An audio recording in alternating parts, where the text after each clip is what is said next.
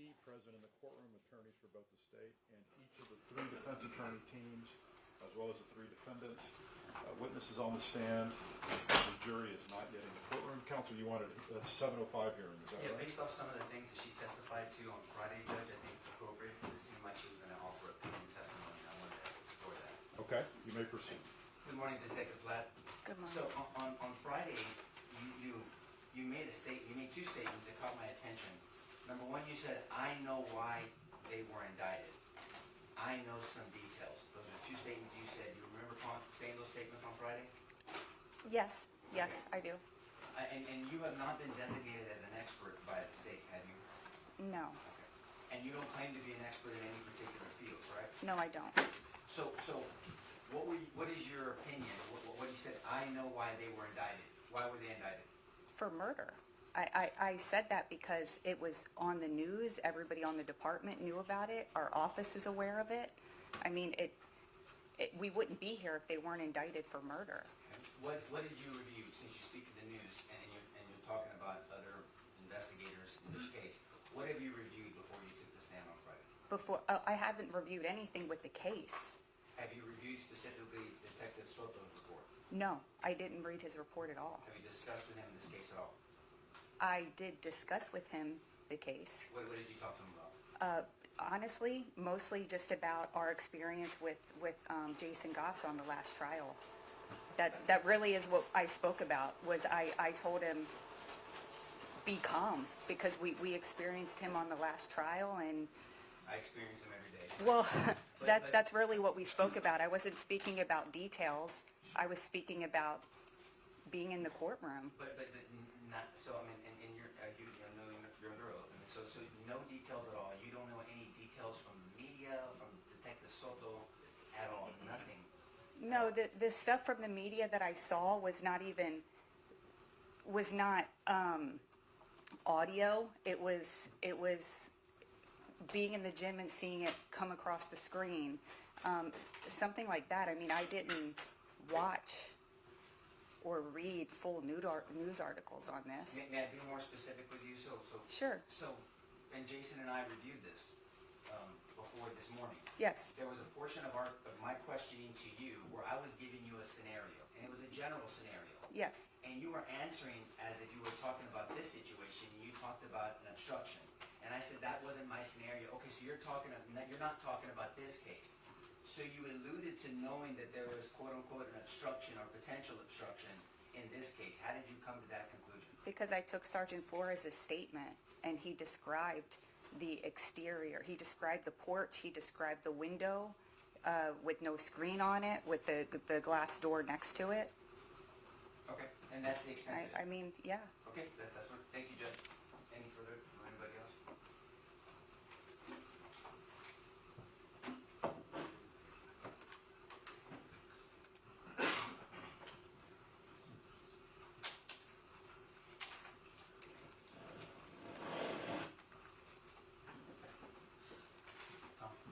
We're good, Judge. All right. You ready for the jury, or? Yes, sir.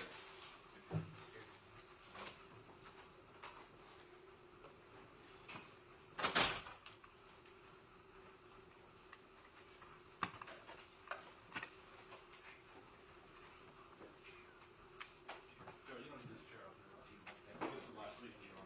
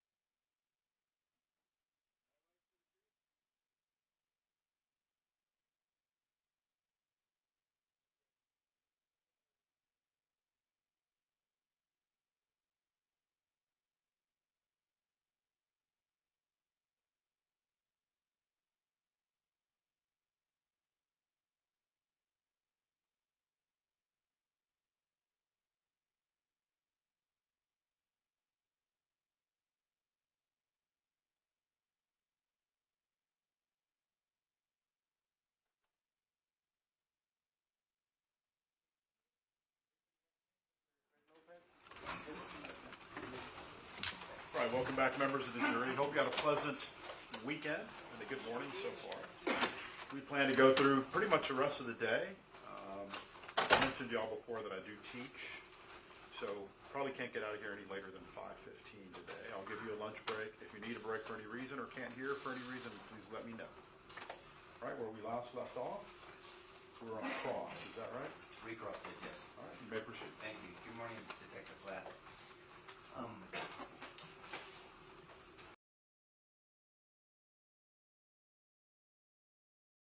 Why I say that is because I know it may have seemed as Mr. Cifuentes, and he knows I'm going to ask you this, he might have been a little tough on you on some of his questions on Friday, right? Do you agree with that? Yes,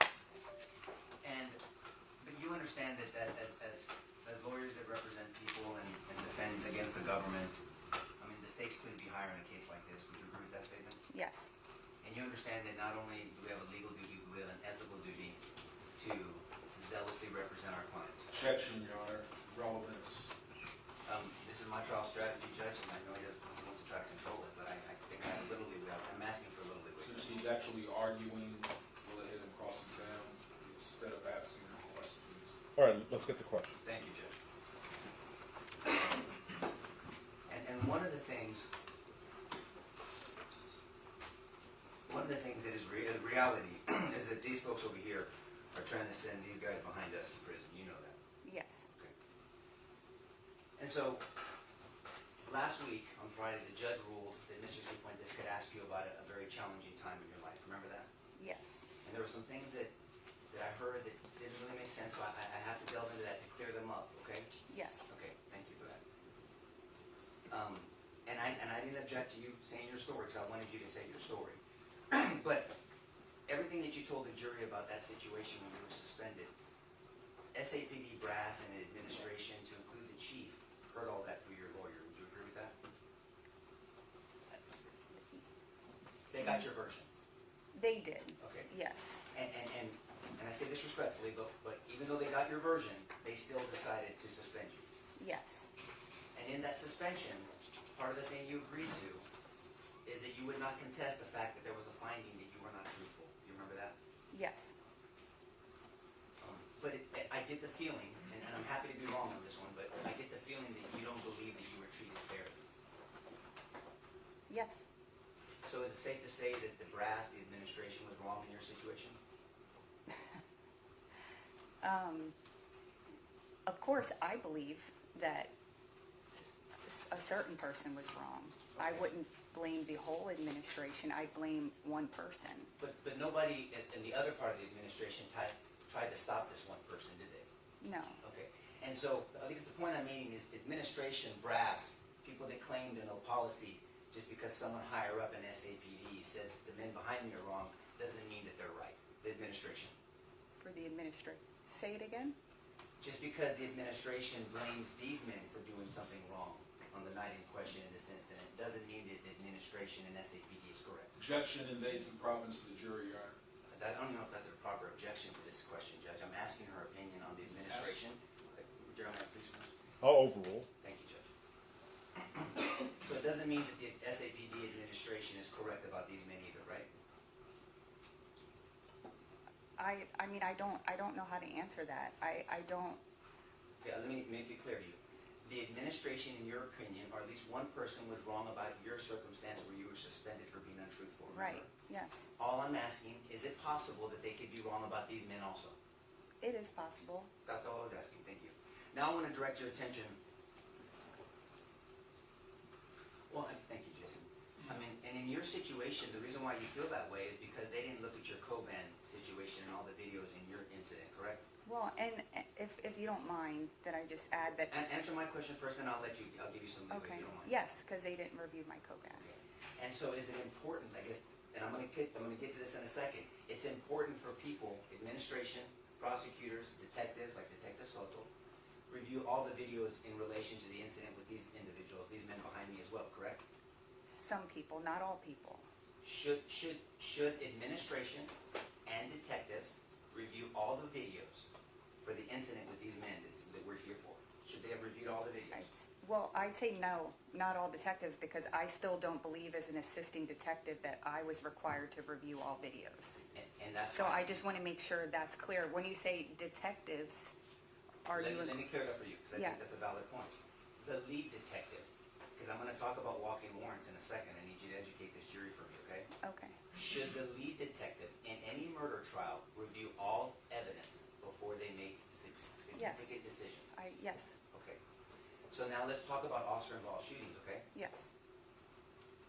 We use terms, and I think we're all guilty of it, and we don't, doesn't necessarily mean that they understand the terms we use every day.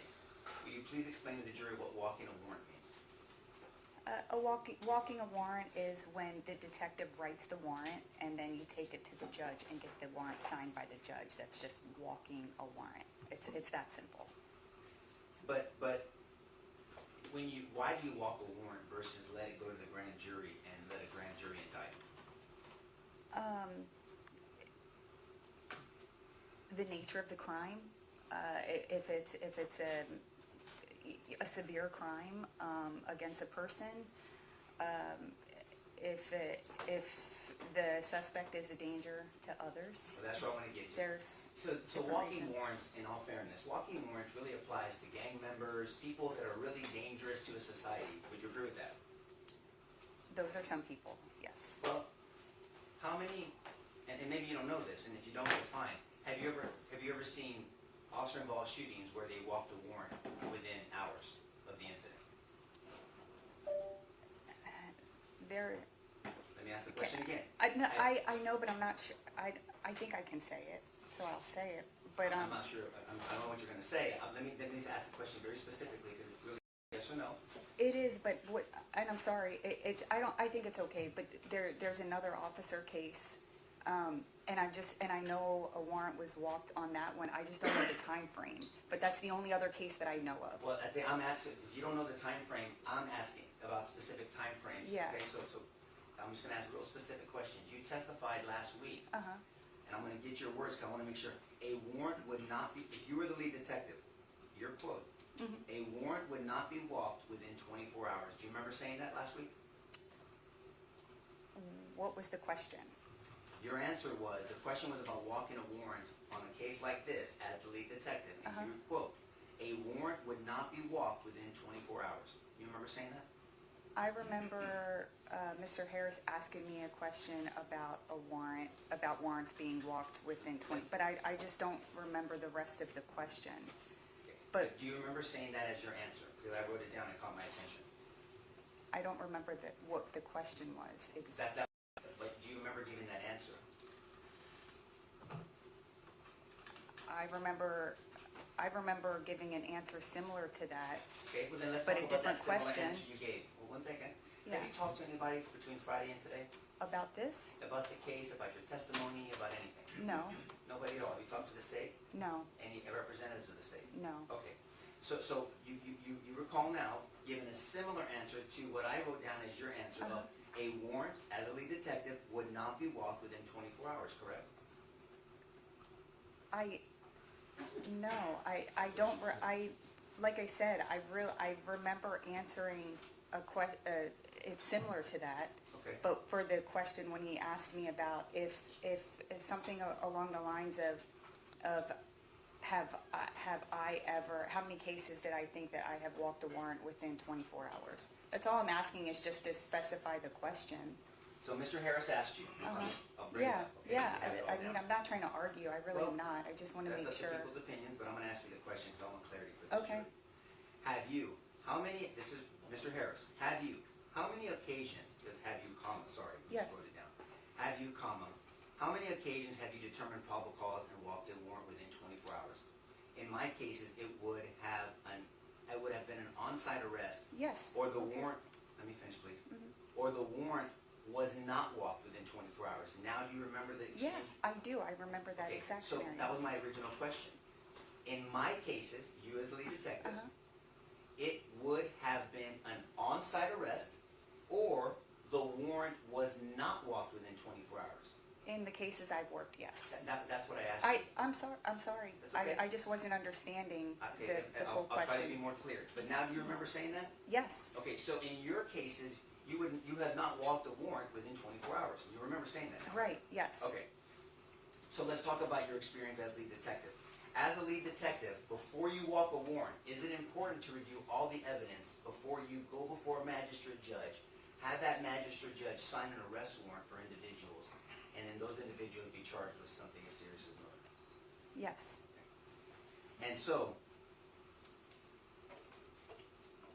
you mentioned that would be considering the totality of the circumstances, right? right, That's a term of art that we use in the legal system and you in law enforcement, right? yes, And you testified last week that the totality of the circumstances to you means reviewing all evidence and facts in the case before taking action.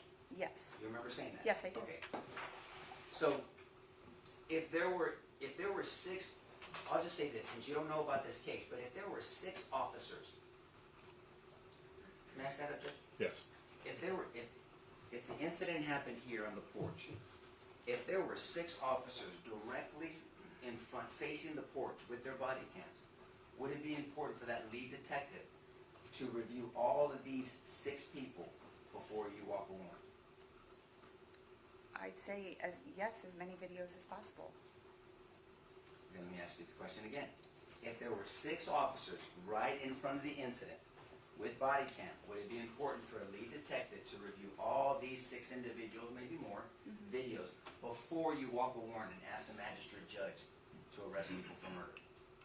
Yes, And you've been involved in prosecutions as well, correct? yes, You've testified for the government. yes, And would it be important for a jury? Would it be important for the government? Can I stand up again, Judge? Yes. To bring all of these officers standing right in front of the incident so a jury like this could see their videos and hear their testimony. Would that be important? well, that's not up to me. I didn't say it was up to you. And listen to my question, please. Would it be important for the government to bring these 6 officers that stood right in front of the incident with their body cams so a jury can hear from them and see their body cams and they can make a consideration? Would that be important for them? Yes, More importantly, would you expect the government to do that? I would assume so. I would assume it as well. Okay, so if there's an officer Ramos, if there was an officer Vince Gomez, if there was an officer Travis Thompson, if there was an officer Dylan Young, if there was an officer Ricardo Neri, and if there was an officer Maria Salinas, as those 6 to 7 officers, we should hear from them. A jury should hear from them before they make an important decision. Would you agree with that statement? Yes, Pass the witness. Thank you for tolerating me.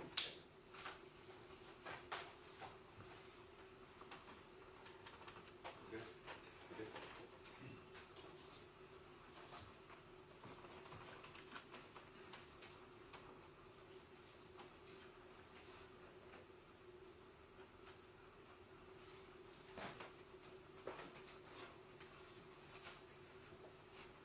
I think we're done.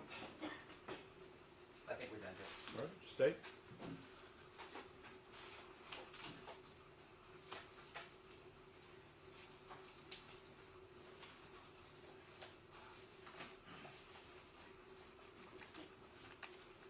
We have no further questions, Your Honor. All right. The rule's been invoked, you know what that means? not just about the case. Yeah. But I would like this officer, this witness possibly subject to. All right, you are subject to recall. Okay. All right, you're excused.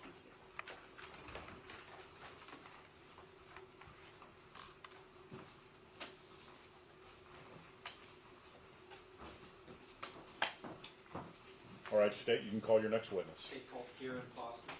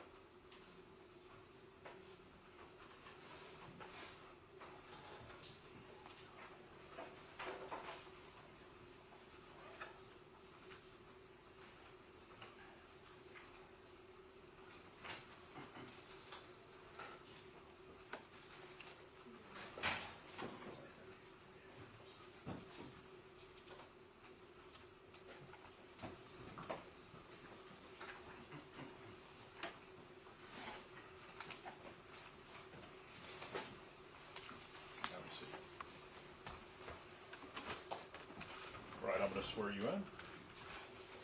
Do you solemnly swear or affirm that you will make true answers to such questions that may be propounded to you? Yes, Swear I to do. tell the truth. All right. Can you introduce yourself to the jury and spell your name for the court reporter, please? Good morning. My name is Garen Foster, Garon, Foster, Foster. All right. State. Good morning. Mr. Foster, how have you made a living the last 30 years? I was employed as a Bexar County forensic scientist for the last 30 years. I recently retired in February of this year. The last 18 years, I was a forensic scientist supervisor at the Bexar County Criminal Investigation Laboratory within our forensic serology DNA section. Can you tell the jury a little bit about your education, your background, your training that qualified you for that position? Yes, sir. From an educational standpoint, I received a bachelor's degree in zoological sciences from the University of Texas at forensic science from the University of Alabama at Birmingham.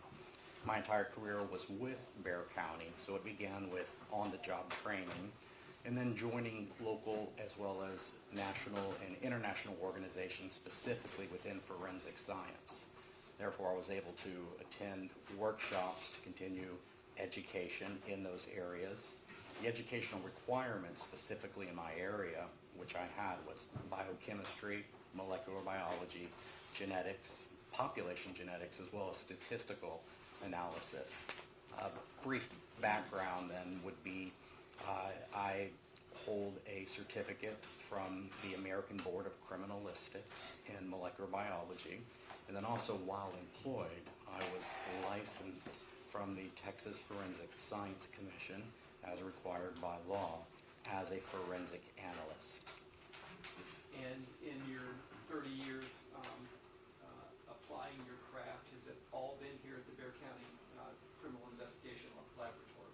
Yes, sir, it was. And the lab itself, is it accredited by the Texas Forensic Science Commission?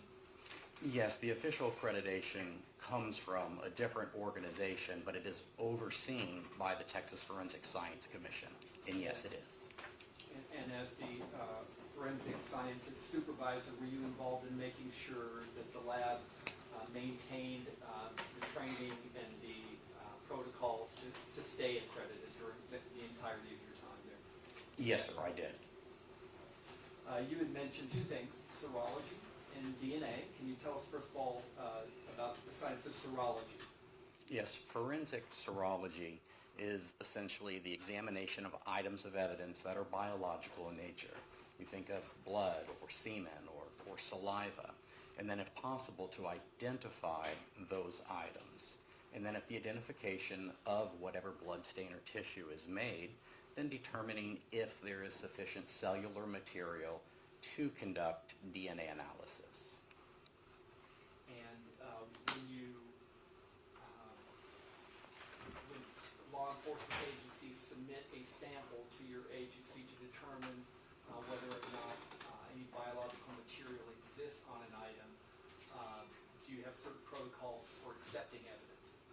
Yes, the laboratory would accept the evidence as long as it's not compromised. Otherwise, for example, it comes in a sealed condition and it's submitted by a law enforcement agency to the crime laboratory. And in the entirety of your time there, have you been accepting at your lab submissions by the San Antonio Police Department? Yes, sir, we have. And with respect to DNA analysis, can you tell the jury what DNA analysis is and when it's done? Yes, well, very briefly, DNA, or deoxyribonucleic acid, is a biological material. It's located in almost all of the cells of your body. It's inherited from your mother and your father. Its ultimate reasoning for being there is to help code or tell your body when to turn on certain proteins. And the DNA itself is the same in all of your cells.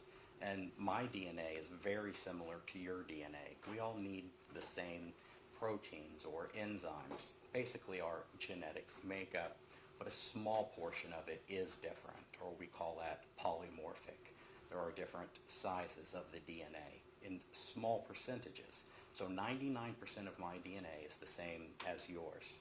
But that small percentage that's different, a forensic DNA analyst will examine those areas, and if sufficient DNA quantity and quality is available, create a discriminating profile to help determine who may or may not have been the donor of that biological fluid or stain.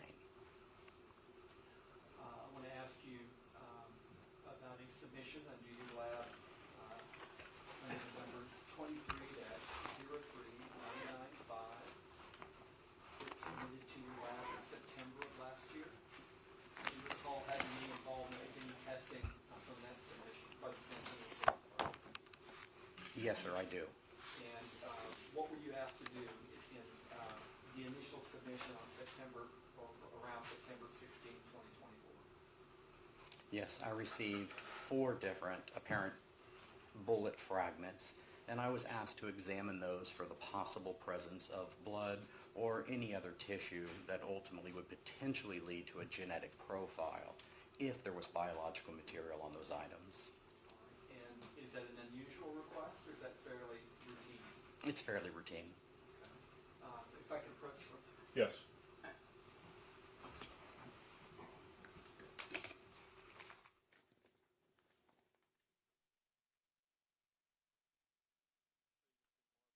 State's Exhibit 157.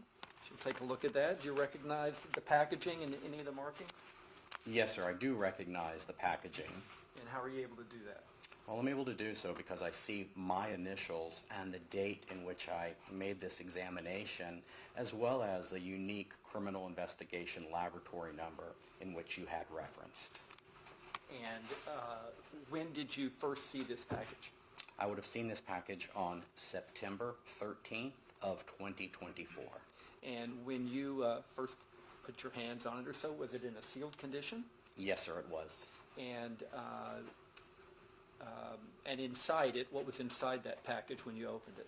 Well, inside this tape-sealed envelope were 4 smaller tape-sealed envelopes, and each one of those would be marked with a law enforcement agency number and brief descriptions, and then each one of those would be opened, and that is where the alleged apparent bullet fragments were found. Let's take a look inside.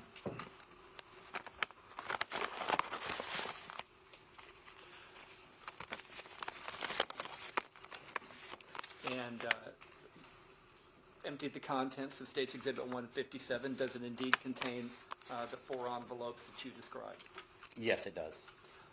And looking at those 4 envelopes, do you again recognize those by the markings and the packaging? Yes, I do. And are these all the 4 bullet fragments that you examined upon the request of the San Antonio Police Department for the presence of any biological material on any of these bullet fragments? Yes, that was done. Okay. And tell us how you began to approach this issue. With identification of any item is first basically a visual examination. Notes are taken as to the packaging materials and then whatever's on the inside of that packaging. So for example, in this case, there was small deformed bullet fragments, and visually I would look at that for, in this case, the presence of blood. You can think of a reddish, brownish type color. And then certain chemicals could be added to this, and it's a chemical color test that looks for the presence of blood. And then visually you're also looking for non-blood tissue. I mean, for example, if there was tissue on something that had muscular or fatty tissue. All of us have probably seen that, whether it's maybe a chicken or a steak or something maybe small that you've eaten, or even a scab on your body. These are just various tissues that you can visualize and see. So the chemical testing would have been performed, and a visual test would have been performed. And then the last test basically is just the collection of that biological material. So for example, a sterile swab, like a Q-tip swab, would be taken. Sterile water would be placed on that, and then the bullet fragment would be actually swabbed itself. So we'd remove any potential biological material onto the actual swab tip. Okay. And you did that here on all 4 of those samples? Yes, sir, that is correct. Do you have a person in your lab that you're familiar with named Holly Warden? Yes, I do. And how was she employed at the lab? Holly at the time, I believe, was our forensic scientist supervisor in our firearms section. She was a longtime forensic scientist, and right around this time, if I recall, she was becoming a supervisor in our firearms section. And do you recall making arrangements with her with regard to this testing to do your testing before she did her testing?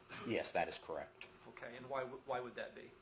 Well, traditionally, if we're going to be examining an item that maybe another section in the crime laboratory is going to be handling, it's just better practice for us to remove any of that, for example, biological material from, in this case, a bullet fragment before another scientist handles that bullet fragment and begins doing their types of analysis. Basically, we don't want any of an additional person's DNA to be introduced onto this fragment, and we don't want to lose any smaller potential biological material while another scientist is handling that item. Okay. Now, with respect to the 4 bullet fragments that you tested that are contained in 157 A, B, C, and D there, did you find any biological material on any of those bullet fragments? No, I did not. So visually, I was unable to identify what appeared to be blood or any other bodily tissue or stain. And then a chemical test, just looking for the presence of blood, was performed, and that was also negative on all 4 items. Okay. So when you get that kind of finding that you can't find blood or biological material on it, does that mean that DNA could not be present on those items? No, it is possible for DNA to be present in, for example, saliva, but I may not be able to visualize saliva. So it is possible for DNA to be present in something other than a visual blood stain. So when you did your serological testing on these 4 items and you swabbed each one of them, right? Yes, sir, that is correct. You retained those swabs for later DNA testing? That is correct. Okay, and you repackaged these bullets, fragments, in each envelope, put them back in the larger envelope. That is correct. And then did you seal it? Yes, the envelope itself would be sealed. The individual smaller envelopes, as well as the larger envelope, would be tape sealed with my initials and the date in which I did the sealing. Okay, and then would the item be routed back to the San Antonio Police Department for them to preserve and protect thereafter? In most cases, yes. In this case, it would have been transferred to our firearms section, Yes. so that Ms. Warden could do her analysis of it. Thank you. Let's put these back together.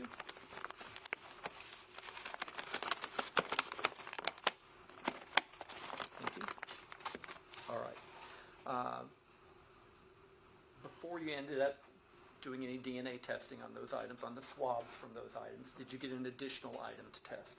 Yes, sir, I did. I got one more envelope at a later date asking me to do the exact same analysis. Okay. I want to show you what's been marked as State's Exhibit 155. Have you seen that before?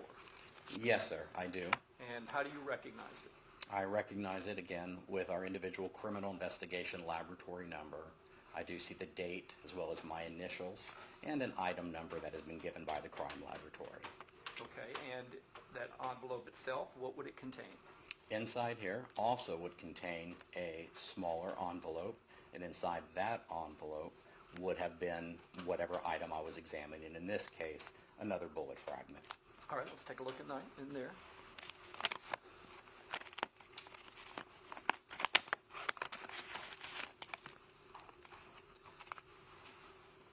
You have removed an envelope that is marked State's Exhibit 155A, correct? Yes, sir, that is correct. And on the back of it has an E1 written on there, is that right? That is correct. Okay. And looking at this envelope, does this contain the bullet fragment that you were asked to identify if it had any biological material on it? Yes, it does. And you conducted the same examination? Did you find any biological material on that item? No, so otherwise chemically it was negative. Visually I didn't see anything, but should there be any material that cannot be seen visually or tested chemically, a swab was taken as well to collect any potential biological material. But in essence, we would say all serological testing was negative. If a bullet fired by a firearm passed through a human body, would you expect there to be any biological material left on the bullet? The possibility exists, yes, but there's absolutely no way, as a forensic DNA analyst, I would be able to state that it would or would not. For example, I can only say that if there's biological material present on the items submitted to the lab, and then if a DNA profile is available, who that may have come from. But how the DNA got present onto an item, I would not be able to say. And that would be included in, could a bullet pass through an individual and may contain biological material based on various variables, as well as could it pass through a person and not contain biological material. Both of those are possible. Is it also possible that a bullet that passed through a human body and was submerged underwater for a period of time would not retain any of that biological material? Yeah, that would be possible as well if water was utilized to wash away biological material, in essence. Or if a bullet that was fired through a human body went also through other items, like a wall or something like that. Is it possible that any biological material on that bullet could have been, in a sense, wiped away by the subsequent items it struck? Again, the answer would be it is possible. Again, without being able to determine how DNA is present on something, but know that DNA can be introduced as well as removed from an item through, as you mentioned, water or mechanical removal. As to the bullet, again, if it passed through an individual, I'll be unable to say that. So the answer to the question would be it's possible. Okay. You had mentioned that you had examined these things visually. You put some chemicals on it to determine the serology, if there was any human or biological material on these items. You did not find any. You swabbed each of these items, the 5 items that we've shown the jury here today, right? Yes, sir, that is correct. So in a matter of time then, and you can tell us when, did you go back to the swabs on all these items that you looked at and examined to determine whether there was any DNA that could be detected on any of these swabs?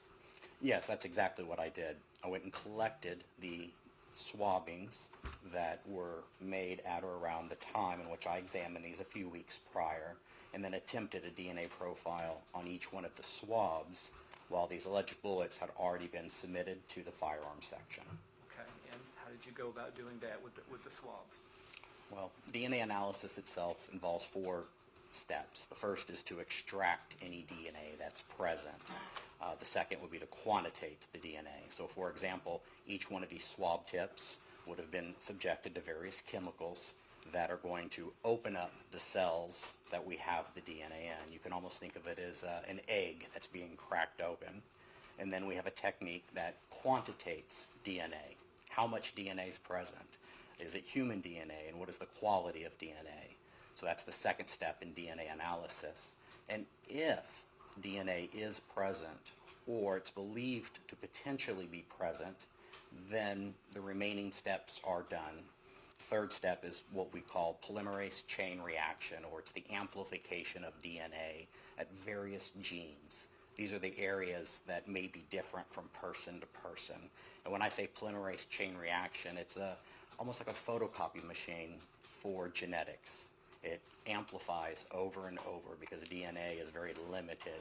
And then the last step is DNA typing, which is the actual creation of the genetic profile just based on the various lengths of DNA that are polymorphic. The differences between you and me.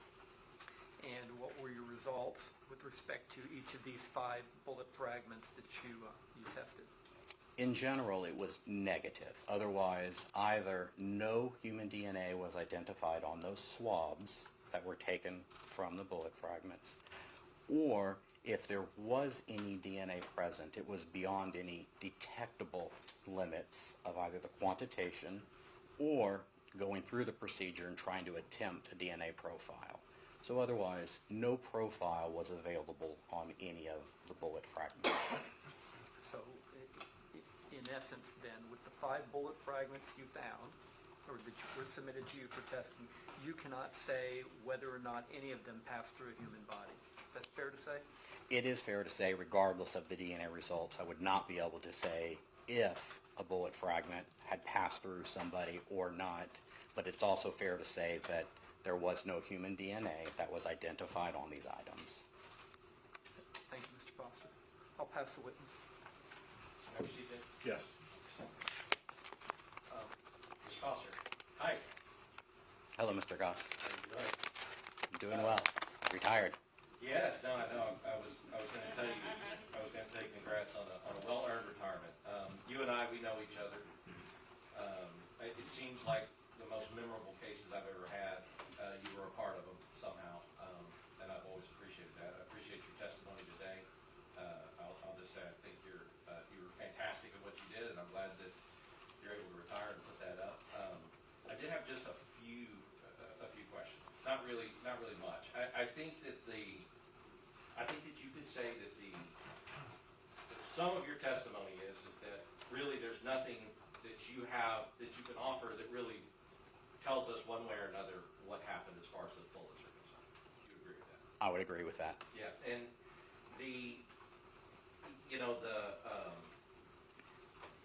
I guess testing for the biological material, one of the things that I think you said was that you may have found that there may have been some, but it was not even enough that you could figure out, like for instance, if it was male or female DNA. That is correct. Right, and because one of the things about, and you educated the jury well, and I just want to talk a little bit about kind of like categories, like you would agree with me that when you're testing, one of the early things that you can see is like, is this a male or is it a female? Because it's XX or XY, right? It is, that is correct, but it depends if you're talking in a quantitation stage, and then there's additional testing that actually is the genetic profiling. And it is possible that one may not, or you may not be able to tell from a quantitation if it's male or female, because it could be in a background level. So regardless of the results, you may not be able to say male or female. But definitely when it came to genetic typing, that is the last step, if there is potential biological material, if there was male or female DNA present. And the reason I ask that is, I think one of the things you guys can rule, for instance, you have a profile, but you also need to go get a known standard from different people that may be involved in the case so that you can compare a profile to that known standard. That's correct. So if you're asking, if I create a DNA profile from a crime scene sample, let's say blood that's identified on the floor, and we're able to see this is male or female DNA, and I have a profile, the question is, well, who may that be from? So when he mentions a standard, an individual will provide a buccal standard. So otherwise, if I had a swab, I can place it in my mouth. That's just the term buccal. And this known swab is used at that known DNA. If the individual is deceased, then it may also be a buccal, or it could just be a blood sample taken. But that would be the known standard compared to, for example, in this case, the bullet fragments. Right, and so if you were able to get a profile, the way the known standard works is you get an unknown profile, if you were able to get one off the bullet, and then you get a known standard, and then, I mean, this is simplistic, but you can compare them and see if they actually, if those two things match, or if they don't, right? That is correct. And I bring it up to say that in your 30 years, you would agree, and even in my 15, but in your 30, you would agree that that DNA, being able to extract and being able to get a profile and to get DNA out of a substance or out of material has come a long way. That is correct in two ways. One, we've become extremely sensitive in what we were able to detect based on the procedures themselves. And the second thing is we've become extremely discriminating. So if there is DNA present, discriminating, who may or may not be the donor of that. Right, and I remember, I know that we had a case that had been run in like '07, and the profile was it was really hard to, and we don't have to go into the details, but it was really hard to see. And then when you reran it about 10 years later, 15 years, or 12 years later, for a case, you were able to get just basically a lock solid profile, and you could see exactly who that DNA belonged to. Or another way of stating that is that today we need less DNA than we did in 2007, and then today we're looking at more genetic markers than we were in 2007. Right. So yes, a more discriminating, thorough, or a full profile would be available today.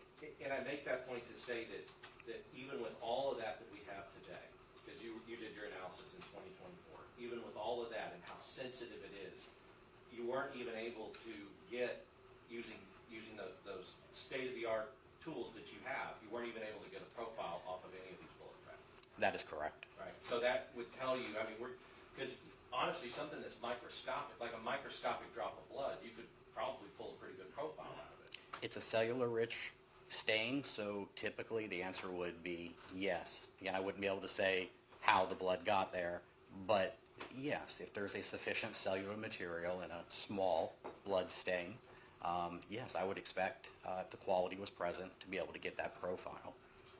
And, yeah, and just going back to it, so ultimately in this, I think what you said with Mr. Lennon is that there's no way on the bullets that you analyzed, using your discipline and using your expertise, there's no way that you could say whether or not those bullets passed through a body, right? That is correct. And, I mean, I guess even if you did find it, you couldn't necessarily say that it passed through a body, right? That is correct. Let's say that there was an item of evidence, a bullet fragment, that was on the ground, and it was maybe in a pool of blood sitting there, and that was submitted to the laboratory. You know, I may be able to probably create a genetic profile from that, make a comparison, but as the scientist, if you ask me how that blood got under the bullet, I wouldn't know that it was sitting, you know, in a pool of blood, but I definitely wouldn't be able to say that it absolutely got there because it did or didn't pass through a body. I would just say that, well, it was in a pool of blood, so therefore it's obviously possible for that blood to transfer onto it. So Sure. it kind of comes down to the how did DNA get there, would not be able to say. Absolutely. And so as far as the whatever you did analyze, you would agree that you took whatever they gave you and you were willing to analyze whatever they gave you. That is correct. Right. And so there wasn't a thing where you're like, no, I'm not going to analyze those bullets or those. I'm only going to do these. You would have taken whatever was submitted to you. You would have done your job and you would have done your best to try to get a profile. If time and resources allowed, the answer is yes. We would do whatever it is that would be asked. Thanks. I'm genuinely glad to see you again. And I hope you have a good retirement. I'll pass it. Thank you, Mr. Goss. Good morning, Mr. Foster. How are you? Fine, My thank name's you. Mario Del Prado. I just have a few questions for you. Regarding this case, I think I got down what you said. So basically, your visual inspection of all 5 of these bullet fragments indicated the presence of no blood. Is that correct? Visually, I was unable to see what I would expect to be blood, and then chemically was able to confirm that either blood wasn't present or it was below any detectable limits. Okay. And the same question for bodily tissue. Your visual inspection of all 5 fragments, you didn't visually detect any bodily tissue. That is correct. And going that step further, your chemical testing of that indicated no bodily tissue. Is that correct?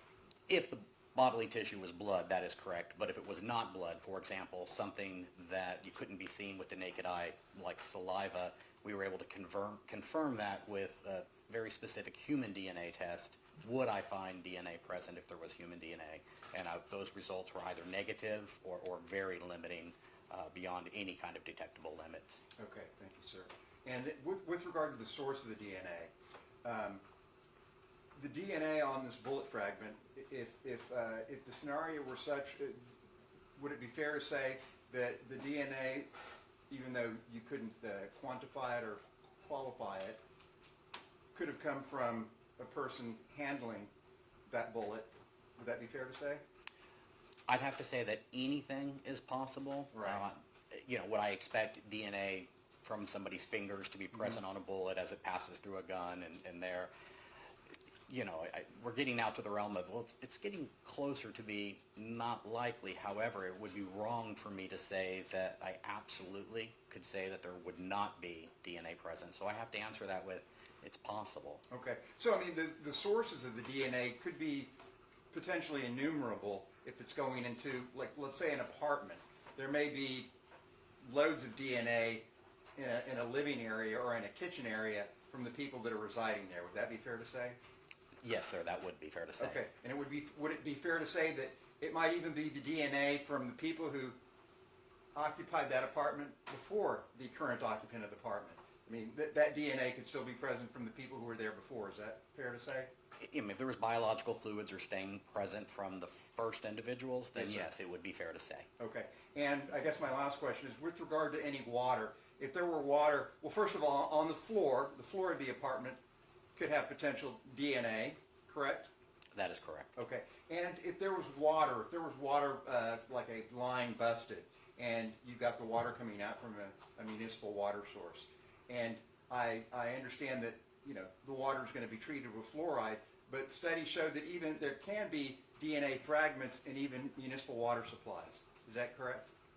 I'm not aware of human DNA fragments in municipal water at any kind of detectable levels because we've used regular water as a negative control. Otherwise, we've gone through the entire process with water that maybe we've purified and have not identified human DNA. Okay, but that was water that you purified, correct?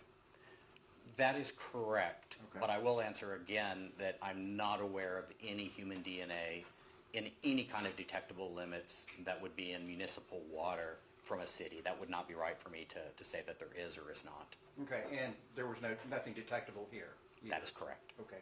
Thank you very much, and congratulations on your retirement. Thank you, sir. Very brief. Mayor Bush, Yes. or Mr. Foster. Not much left for me to ask after the first three lawyers, but I wanted to get some clarity on some dates. I know you were kind of later into this case. As far as submissions go, the lab tests items when they are sent in by an agency, right? That is correct. And so in this case, Detective Soto ostensibly is in charge of submissions to the lab as he sees fit, right? I believe he was the detective at the time responsible, but yes, he or another individual would be responsible for deciding what items of evidence are sent to a crime laboratory. And when those get submitted, right? As far as the I believe timing. so, yes. Okay. And so that's what I wanted to get some clarity on. So you received a total of 5 bullet fragments for testing, correct? For DNA analysis, that is Okay, correct. in your section. And so I want to get the dates right here because there's 2 different submission dates for your section for testing for the bullet fragments, right? That is correct, sir. Okay, and so the first one, do I have it right that September 12th of 2024 was the first submission your section received in this case? That is correct. Okay, so we'll do first DNA was 9/12 of 2024, and so that's over a year after the offense date in this case, correct? I'm not aware, I don't recall the offense date at this time. If I told you it was June 23rd of 2023, that would be more than a year prior to the submission to your section, right? That's correct. It's about 14, 15 months. Okay, so we'll stick it here on the demonstrative states 184.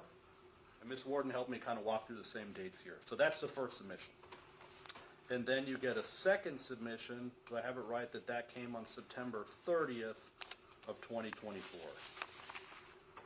Yes, sir, that is correct. Okay, so I'll put second DNA, we'll do 9/30/2024. And when you get these fragments, does your section sometimes identify fragments with an SAPD evidence number? Yes, it will always be associated with whatever law enforcement Okay. agency number there is. And so for the first submission, September 12th, there were a number of SAPD numbers that correspond to the fragments that came in, right? I'm only aware of one San Antonio Police Department case number. Oh, the case number, I may have misspoken. So is there sometimes a evidence item number that's referred to? Yes, so the San Antonio Police Department or any other law enforcement agency, they may have their own numbering identification. It's not uncommon to start with an E, for example, say E1, E2, E3. Now that may be different than the laboratory's numbering system, but yes, it is customary for them to have that. Okay, and so if a bullet fragment was sent to you that, say, came from autopsy, that would have some corresponding number with it, correct? like that evidence barcode number. Yes, I would fully expect the law enforcement agency to have that barcode associated with it. And we talked about the order of testing. If a year prior, Firearms and Tool Marks had done testing on a bullet fragment, that would necessarily compromise the potential availability of DNA evidence, wouldn't it? It would be possible, yes. Okay, and because, and you may know this, in firearms, they handle the fragments, right? They may even clean them off. Exactly. They do handle it, and if they're looking for the individual markings on the bullet, the striation marks, the possibility exists that may need to clean them so they can visualize them. Okay, so if we had a submission in September of 2023 of a projectile, and that testing was done a year later, you would expect that that could influence what DNA you may or may not find. If somebody else had handled the bullet, as an example, and possibly cleaned it, then the answer is yes, that would be possible to affect the results that I would receive. And I'm not casting aspersions on the section, you just rely on the evidence coming in the order that it's submitted, right? That is correct. Okay, and so as far as Detective Soto's submissions go, you did not receive any swabs for, say, a fire alarm closet that you're aware of? No, sir, I did not. No swabs for a security door? No, sir, I did not. No swabs for a steel lockbox? No, sir. No swabs for fire alarm batteries, right? No, sir. No swabs for some kind of fire ignition implement like a lighter? No, sir, I did not. And no swabs for electrical wiring? No, sir, I did not. Okay. And just to, the last question to be clear, we had 5 projectiles or projectile fragments, not 16, right? That is correct. There was 5 that were submitted to the section in which I was responsible for DNA. Submitted by or at the direction of Detective Soto at SAPD? Yes, sir, that is correct. Okay. That's all I have. Thank you, sir. Thank you, sir. All right, the roll's been invoked. If you don't mind grabbing the evidence and put it up on the ledge in the court reporter. Yes, Your Honor. Yes.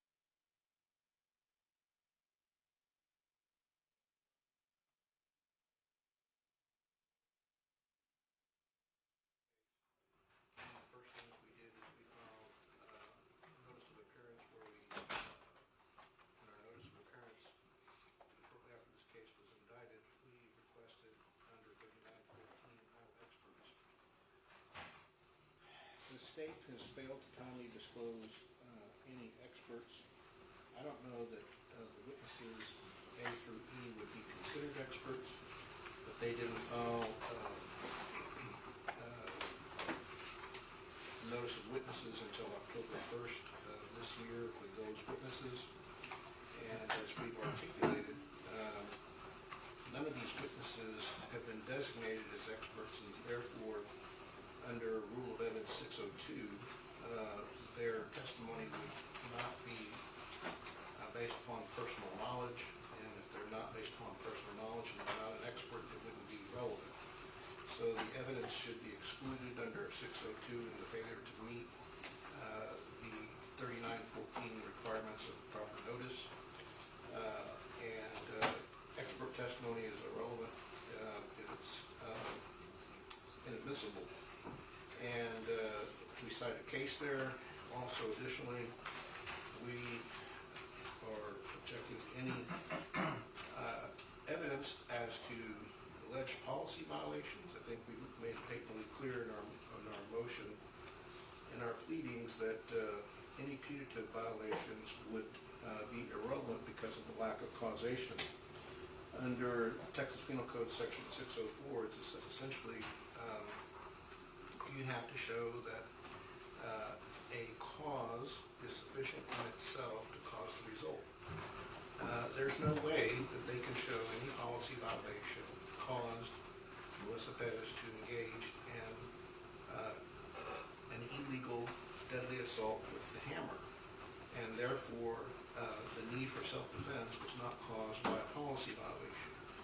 And although we haven't cited it, what's clear, and the Supreme Court has rejected the Ninth Circuit officer-created danger, and that's been reaffirmed in Barnes v. Felix, which was cited in Judge Bimperod's order. Policy violations should not be allowed, and the court has previously ruled that policy violations should not be issues before this court.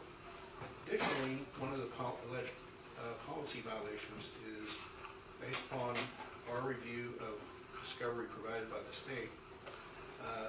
There was a course given by Sandoval in 2022 that they're relying upon. It was not even a certified TCOL course at the time. It did not become certified until June 2025, so at the time it wasn't a certified course.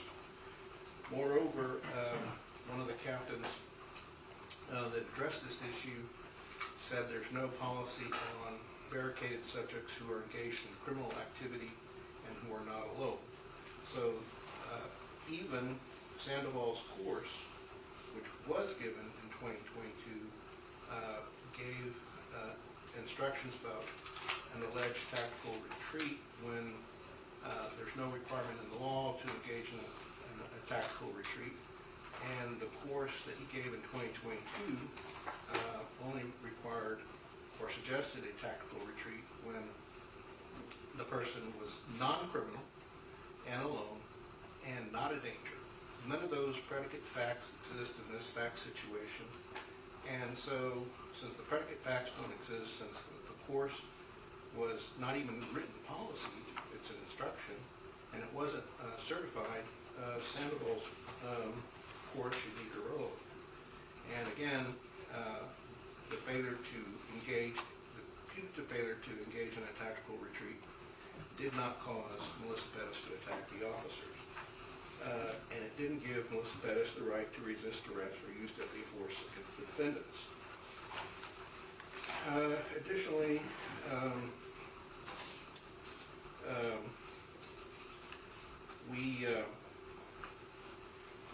we would cite the court to document 71, page 11 of Judge Bimperod's opinion. What they're essentially doing is trying to have their cake and eat it too, because what they're trying to say is that policy violations resulted in the excessive use of force.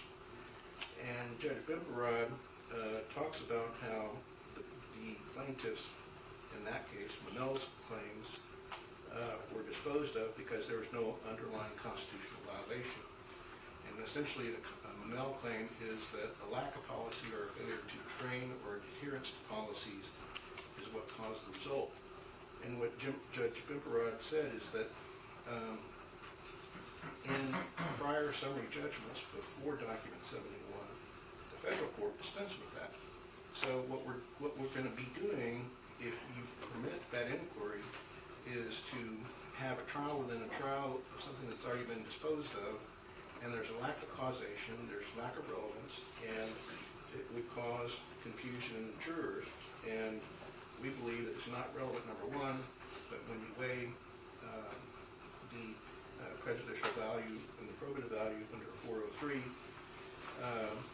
it clearly does not require admission into evidence. And also, the barricade exigency is something they're attempting to do. And I told you previously that Captain Angel Costello, I didn't use his name, he wrote in an official SAPD document that was provided in discovery, there is currently no written policy on the specific disengagement of criminal barricaded subjects beyond the 5 C's, which is what Thomas Nesbitt has elicited from witnesses so clearly and distinctly and unrefuted. And so to inquire into barricaded subjects and exigency, even though the training does not require a tactical withdrawal, would be misleading. Now, in essence, this case is an attempt by the state to circumvent the court's ruling that's been made in trial and that was made in the motion to eliminate that the Castle Doctrine does not apply. The state has objected to any reference to grand jury, but we can provide the court copies of what has been provided to us in grand jury by the state. And what's clear is that any attempt to get into the Castle Doctrine is a repeat of how the state Castle Doctrine applied and gave Melissa Perez the right to resist the officers' attempts to arrest her. And we cite in our pleading here that to permit this inquiry would essentially enable the state to violate Texas Rule of Professional Conduct 3.03. And there are cases that say that the rules of professional conduct set forth the minimum standard below which no attorney may fall. And so to permit the state to misrepresent the law, which they've already done before the grand jury, to represent the law in front of a jury would be improper, and this court cannot sanction or enable that. I don't know if Mr. Goss has any further information to add, or if Mr. Nesbitt does, but we would urge that these witnesses, Nathan Sandoval, Melissa Campos, Nathan Herblert, Mark Molter, and Captain Stephen Torres, be stricken from the witness list and they not be allowed to testify in the areas that we've outlined. Yeah, we would agree with Mr. President.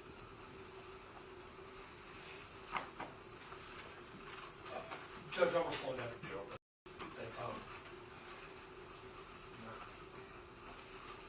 Okay. First, Your Honor, I note for the record that a state's amended disclosure of expert witnesses was filed with the court on September 8th of 2025. In it, it lists 10 putative expert witnesses. Does include Officer Nathan Hurlbert, Nathan Sandoval, etc., well in compliance with the rules and notice. October 1st was just the general witness list.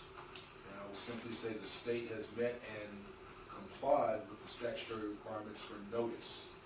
As to the course that the defense is referencing, it is a class of training provided to all officers going into calendar year 2022 about, and that course has been obtained by subpoena on both the parties. We all received it at the same time. If you may recall, when the city attorney was in our last pretrial motion, this is the matter in which he wanted to have a protective order so that the evidence, so that the course materials be returned to the city at the conclusion of this matter. In that class, it discusses issues of barricaded subject, both criminal and non-criminal barricaded subjects. It directly addresses instruction given to all officers, the training records of all officers, cite that they attended this course in the defendants in calendar year 2022, and it goes to their prior training and expectations of how they should apply that training in a tactical situation such as the facts at hand. The court has ruled, and we have not mentioned anymore 941, but the facts, it is clear, as the jury has already seen, it occurred at night. She was in her home. It is replete. I don't know another way to get around that. And this training, which goes into reasonableness when they have to decide, it adds context for the jury to receive that evidence. The second, Judge, the counsel continues to make reference that the state in its grand jury presentation misquoted the law. I can make the court aware. One, it was what went in and was provided, as well as transcripts from witnesses that came forward. They all have that. I'm looking at the presentation.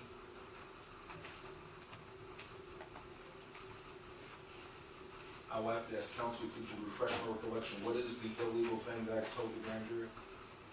Your PowerPoint slides, I believe it was probably slides 43 through 49, where you quote the Castle Doctrine statute in your slides. That clearly is a violation of the ethical rules because you misstate the Castle Doctrine applied to Melissa Perez, and you implied that in eliciting the testimony from the witnesses. Your Honor, I'm looking at the charts presented. I presented them instruction on 932, 933, as reflects the defendant's conduct, and I am citing the statutory Code of Criminal Procedure 1404, 1405. I make no reference to the Castle Doctrine, which is a subset of 942, which has been discussed ad infinitum. I believe counsel would not accuse him of intentionally misleading the court. I believe he is simply mistaken in his assertion.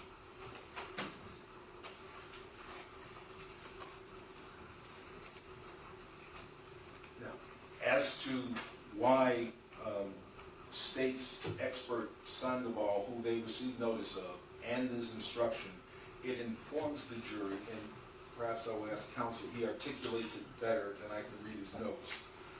Mr. Looney. Governor, the importance of Nathan Sandoval's testimony about the training that he had trained each of these officers in about the tactics involved in these goes to inform the jury as to the reasonableness of their beliefs. You know, we have to prove that the defendant's perception of the threat was reasonable, right, on deadly force, and that goes to their subjectively, whether they believed it personally, and it goes to the objectively, whether the community standard and ordinary prudent person would have also felt the same way, right? I mean, that's what a reasonable belief is. It's both, the objective and the subjective. What the training does is it shows the jury how their minds were influenced in their policy and their directives and what they were held to do informs as to their subjective belief as to whether or not their behavior was reasonable. And so there's nothing more other than calling the defendants as witnesses themselves, which we cannot do, to talk about people that told him this is what the policies are, this is what the scenarios are, this is how you should respond to that. So it is very relevant for the jury to inform them about what their what their belief is, whether it's subjectively reasonable or not. Again, they're missing the point that what they're trying to do is espouse a theory of officer-created danger.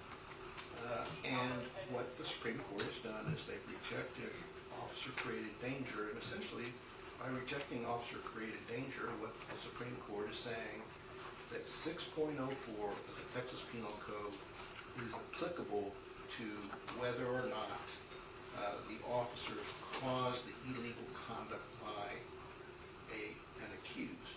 And so since 6.04 says that the cause has to be sufficient to create the result. And so when the Supreme Court has said officer-created danger is not a theory that the state can rely upon, there's no causation. We know that Melissa Perez attacked the officers with a hammer. We know that it's a deadly weapon. We know it's imminent because of the testimony. And so what the state is attempting to do is to say the defendants caused Melissa to engage in the illegal conduct. So 604 says that's not relevant, and the policy is not a statute. There's nowhere in Chapter 9 does any provision say that if an officer violates policy, that policy means that they acted unreasonably and they lose their right of self-defense. In fact, if what the state really is saying is policy controls, what we know is that under 501.07 of the SAPD General Manual that talks about use of deadly force, and I believe we used the metaphor that a steamroller beats rock, paper, scissors. And what they said, and what even Deanna Plott said, was that when your life is in danger, you use any means possible to save your life and the life of fellow officers. And that's what 501.07 says, to use any means possible. So, any means possible is, as we said, the steamroller that beats rock, paper, scissors, and rock, paper, scissors, or any other policies that may exist. So when your life is in danger, it doesn't matter that you violated policy, you are entitled to defend yourself or to save the life of another officer. It's not probative, it's not relevant, it's confusing, and it's a backdoor way to mislead the jury. And counsel may say that they used provisions from the statute, but the slide in question, and we can provide it to the court, the slide in question cited the counsel doctrine and the right to use force to defend property. And we can provide it to the court if need be. Thank you, Judge. I want to address Mr. Lugan's counter-argument on the issue of an expert, I use air quotes, offering an opinion, okay? So, Judge, we would put before the court that an officer like Huber, an officer like Sandoval, has no personal knowledge, was not at the scene during the incident, and is therefore only coming in to offer an opinion, okay? Which the court needs to understand that puts them in a different category of types of witnesses. This is not a witness with any personal knowledge, not like the officers you heard initially at the scene. This is a witness that's coming in to opine on an opinion. And the reason they were brought in to opine was during the Garrity statement process to offer opinions about administrative violations to SAPD during that investigation. That's why these individuals were brought in. That's why this training of sorts was called into question. And so we would say initially that purpose, that administrative finding, that Garrity issue, which has come up repeatedly in this court, is improper and impermissible to put before the jury. That is not the charged conduct in the indictment. That is not the standard in the indictment. We agree with Ben, we agree with Jason that that confuses and misleads the issues to an administrative standard. Next, Judge, moving to, well, does it fall under Mr. Lunin's argument of what's a reasonable ordinary officer in the industry, what's that standard? And to that I would say, the course was not TCOL certified. Ergo, it is not applicable and not given to the reasonable standard of officers across the state of Texas. It was an in-house training. I have the exact folks who did take it, most of them didn't, to include Chief McManus. But that's a rabbit trail, and I agree that that's a rabbit trail. The point is, if it goes to what's a reasonable officer's standard across the state, if that's gonna go to the reasonableness of the decision, an in-house uncertified training that only some officers have taken, that doesn't really apply to an IA administrative violation allegation, definitely does not go in front of the jury. So Judge, we would ask that under that theory, Sandoval, Hubert, and whoever else falls into that category, and I think it's pretty well laid out there in Ben's motion, those opinions with no personal knowledge they're coming in to opine on are inadmissible under 402 and 403 and are not proper to go in front of the jury. That's the argument we like to lay before the court. I mean, And I have the, Your Honor.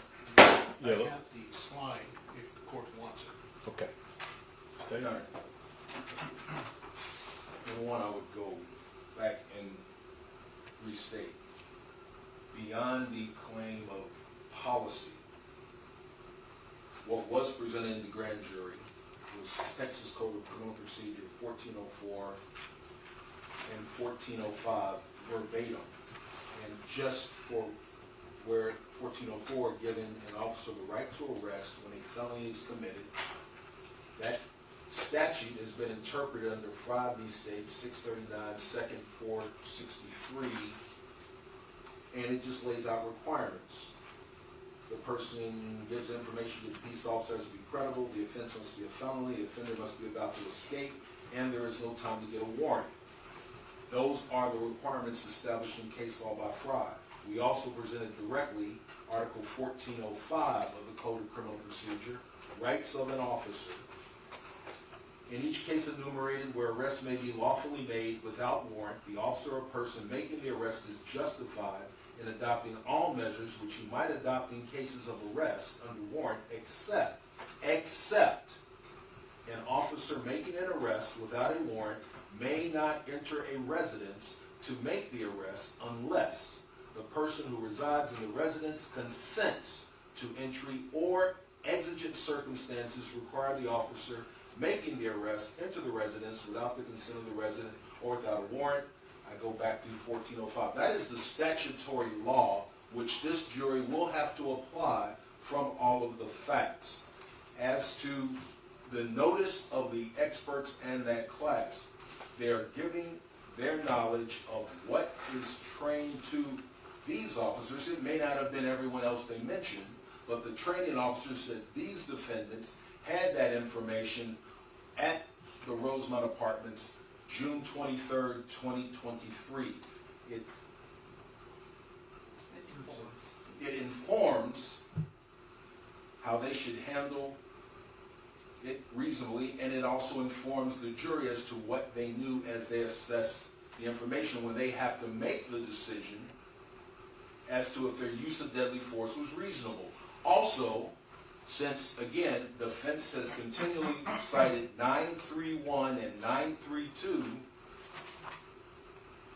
of the penal code as the basis that they're relying on, it is the state's position, under the facts which this jury has seen, that this has been an extended approach, that everything officers did caused a reaction, in effect, in lay terms, who are not officers.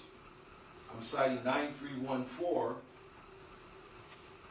The use of force against another is not justified if the actor provokes the other's use or attempted use of unlawful force. The facts that have gone before this jury is that the deceased, Perez, entered her home at 0049.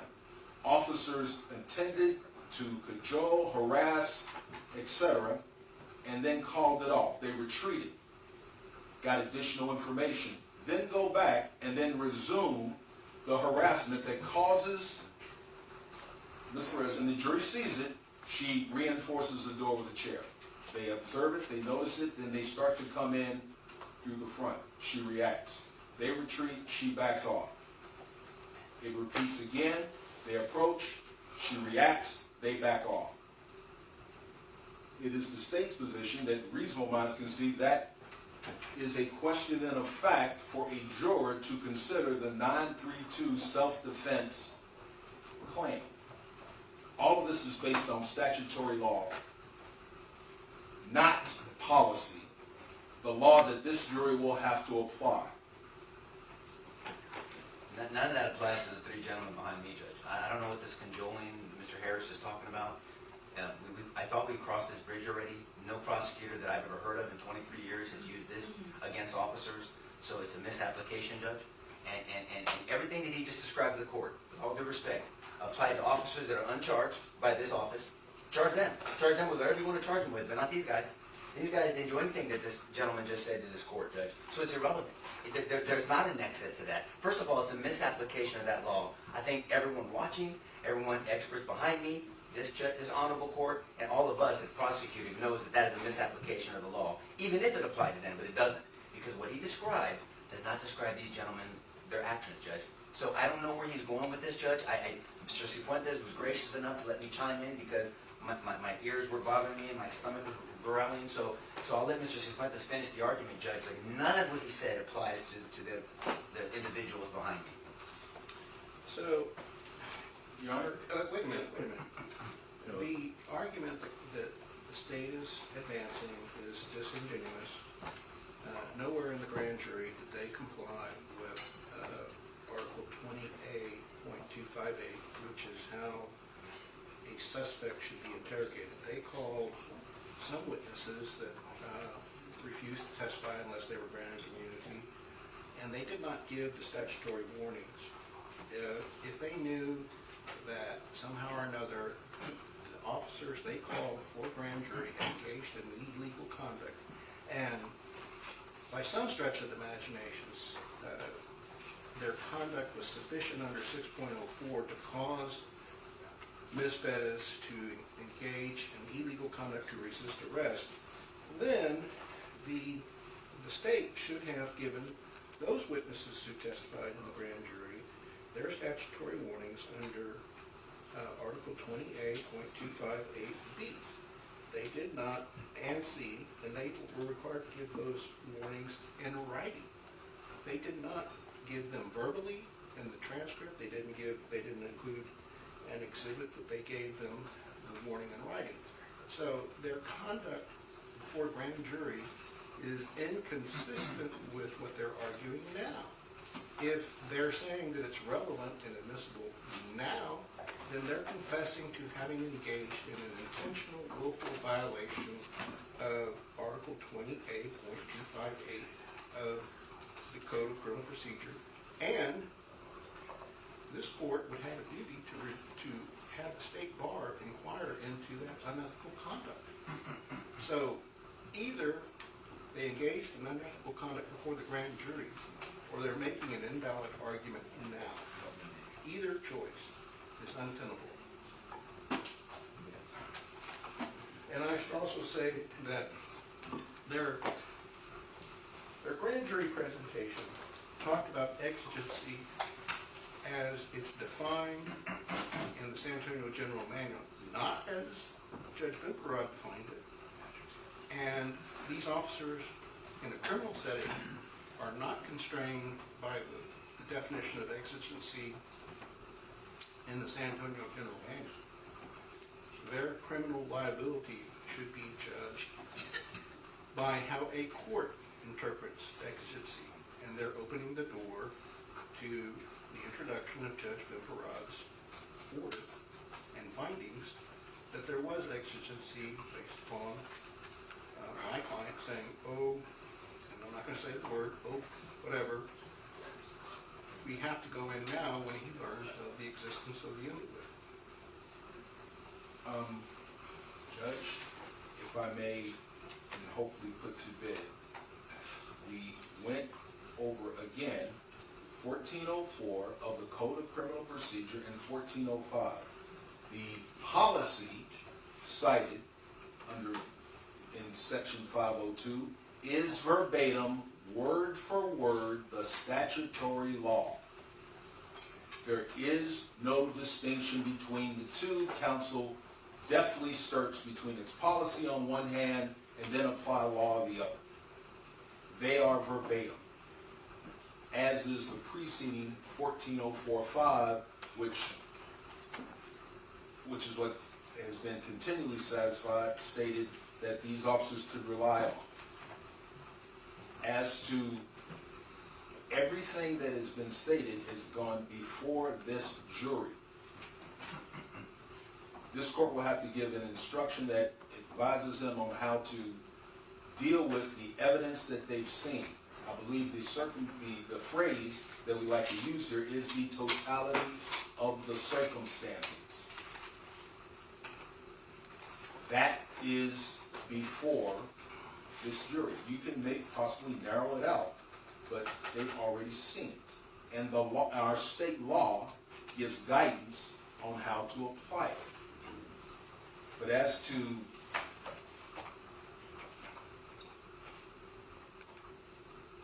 it's relevant to inform the evidence they've already seen. And I believe that council's motion should be denied and that we proceed. Your Honor, if I could just add one thing. He talks about the evidence before the jury. We are all governed by the rules of ethics and the rules of law in a courtroom. The fact that you were able to get before this jury evidence in your mind that the court, after hearing it, has already consistently ruled you cannot talk about an illegal arrest, and then the court went further and said you cannot talk about 9.41 or 9.42 because of your bizarre notion that all of these police officers committed a burglary of a habitation, including your first witness, I guess, Officer Rojas, who directed Salinas to go in through the window. And you did not read any rights to any of these officers before you lured them in and then dropped on them that, oh, by the way, you're guilty of burglary of a habitation. No one has ever heard such a bizarre prosecutorial theory in the history of this state. So what I would just remind the court is the court has already ruled they cannot get into the fact that this is supposedly an illegal arrest. They cannot get into that she was supposedly protecting her property and therefore allowed to use force, which 9.31 also says you can't even do that when it's arguably, this was a legal arrest, but even if you want to say it was an illegal arrest, she can't use force. And certainly under 9.42, she's not entitled to use deadly force. So once again, they're trying to, and finally, they're not going to get a charge from the court, I would respectfully put forth, about the San Antonio Police Manual. They're not going to get a charge from the court about some officer's non-criminal barricade presentation. They're not going to get a charge on that. So under the rules under 403, this is clearly prejudicial. It's clearly irrelevant. And they want to try to convict these men based on what is not even the law, what is not even going to go before the jury, and the court has already ruled what they're prevented from trying to put forth from the jury. Yes, the jury did hear your bizarre assertions about this case, unfortunately, but that's not the law that they're going to be charged with. I would, for the record, object to the personalization of counsel's comments. Yeah, I'll just instruct counsel to face the court when they make arguments. And, Yes, sir. I apologize. Yes. and I will speak to, my shoulders are broad, I can tell you. I will speak to again, as counsel seems to have a neck problem. We are citing the black letter law of the Texas Code of Criminal Procedure, sections 1404 and 1405. We are not citing to policy manual dictates, but I note for the record, the exhibit is in evidence, they are verbatim. Offered, thank you, sir, offered by defense, and it is verbatim. The defense to date is said that they are relying on section 931 and 932 of the Code of Criminal Procedure. 931, subsection B4, brings up the factual reality of provoking the danger. The evidence, which is before the jury already,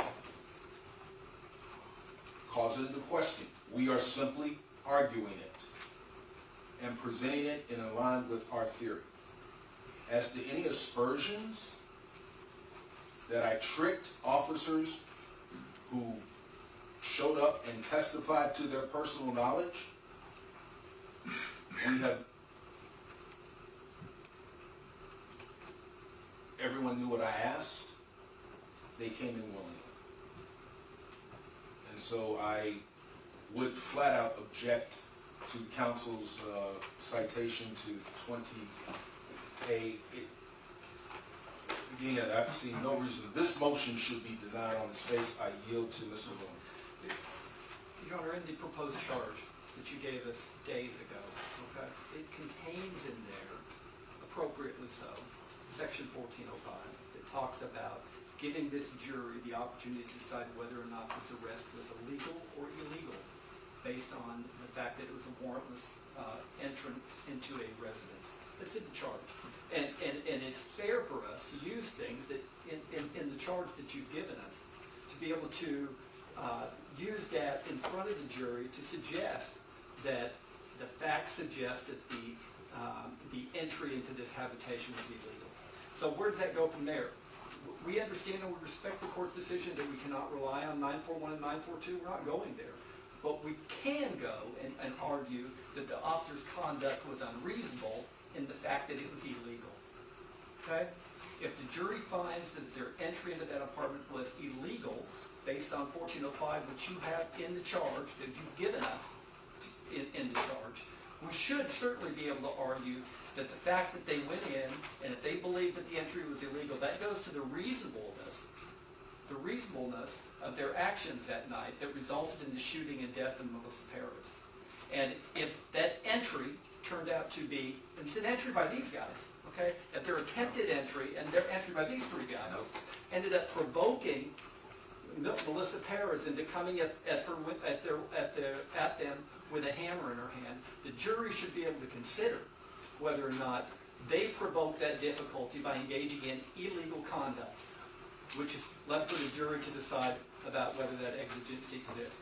You have in the proposed charge to us 1405, and you have in the proposed charge to us the definition of exigency. That's for the jury to decide.